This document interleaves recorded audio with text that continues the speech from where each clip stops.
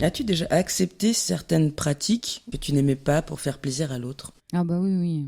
Bah, notamment la sodomie, typiquement. Moi, je pense que tout le monde y est passé là. Bah, la première fois, c'était dans une relation installée et bah, consenti quoi, pour essayer, parce que bah, autant essayer, hein, avant, sinon on ne sait pas si on n'aime pas avant d'essayer. Donc pas de souci. Mais dans les relations suivantes, oui, il y a eu plusieurs fois où c'était non consenti, forcé, sans demander son avis. Et quand on ne demande pas son avis pour cette pratique, ça fait mal. Et Ça se visuel.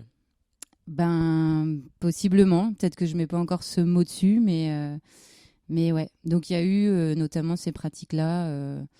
Ouais, principalement, pardon, celle-là qui marque aussi. Mm. Et je parlais l'autre jour de notamment ce jeu de j'ai jamais, j'ai déjà. Donc, quelqu'un lance une phrase, j'ai déjà fait l'amour dehors, par exemple, j'en sais rien. Et ceux qui l'ont pas fait boivent, ou le contraire, je sais plus. Et c'était un peu la surenchère, ce jeu. Et si tu n'avais pas d'anecdote croustillante à raconter, bah, tu étais un peu en dehors du clan, quoi. Et du coup, je pense que ce genre de jeu qu'on fait tout jeune, ça instaure la normalité, c'est de faire des trucs un peu dingo, de faire ça avec plusieurs personnes, de faire ça. Ouais, fallait des trucs fun, originaux, des trucs à raconter en soirée. Et puis c'est valorisé en plus en société même si tu fais un apéro ou quoi et que tu commences à dire ah la semaine dernière j'ai fait ça, fait ci, ça fait rigoler tout le monde se dit ah c'est rigolo, c'est fun. Enfin en tout cas dans le secteur dans lequel j'étais, bon, déjà j'avais la chance de pas être jugée, de pas passer pour la Marie couche-toi là quand j'avais des anecdotes comme ça. Mais ouais, c'était un peu cette surenchère. Alors, je me suis demandé, est-ce que c'était aussi parce que à l'époque de la fac, j'étais aussi beaucoup dans le milieu LGBT, donc bah, c'est quand même un secteur où les discours sur la sexualité sont relativement libérés. En tout cas, nous, dans notre crew de potes, c'était ça. On parlait de tout ça hyper librement et ouais, il y avait un peu ce côté surenchère. Fallait être rigolo.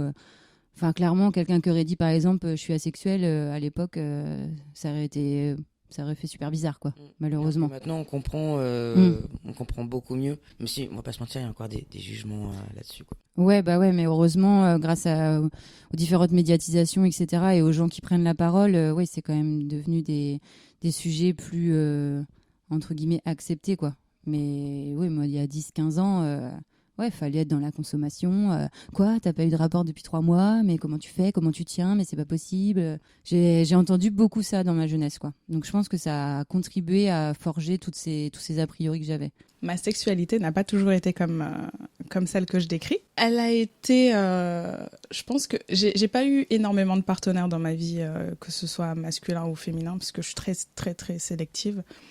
Et donc, quand j'étais avec mon premier amoureux, c'était très dans un sens, du coup dans son sens. Et comme j'étais pas hyper avertie de toutes les questions sur la sexualité, de la sexualité féminine, je connaissais pas forcément mon corps. Du coup, j'avais pas, entre guillemets, trop mon mot à dire. Ah, c'est badant, ça. Ouais, carrément. Mais comment tu l'as vécu? Bah, je m'en rendais pas compte. Ah Parce ouais? que je connaissais que lui, donc pour moi, c'était comme ça, tu vois. Et je regardais pas forcément de porno ni rien. Donc, je connaissais pas trop les pratiques, je connaissais pas mon corps. Donc, c'était pas. Je me basais sur ce que lui aimait, en me disant, bah, si lui, il aime ça, moi aussi, je dois aimer ça. Donc, c'est dans ce sens-là que je te disais que je me forçais peut-être un peu à faire des choses que. Enfin, des pratiques ou autres que je ne voulais pas forcément, parce que je connaissais pas, en fait, ma sexualité à ce moment-là. Je pense qu'il faut. Parce que la sodomie, c'est quand même quelque chose d'assez étroit. Il faut être détendu. Et donc, il faut avoir le temps d'anticiper, d'avoir déjà préparé ton truc. Donc, je pense que c'est quand même quelque chose où il faut en avoir discuté avant avec ta partenaire pour te dire ok, ce soir, on la tente ou pas, mais au moins. J'ai ma petite poire à lavement.